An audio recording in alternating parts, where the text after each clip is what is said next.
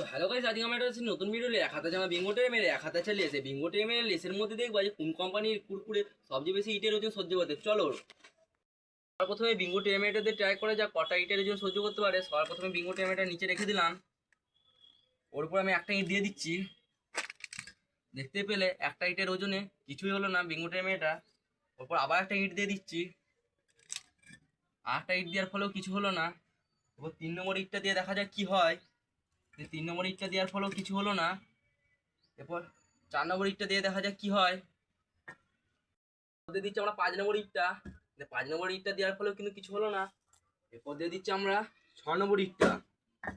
6 নম্বর ইটটা দিতে গিয়ে দেখছি গাইস দেনে ফেটে গেল। করে সব ইটগুলো নামিয়ে দিই।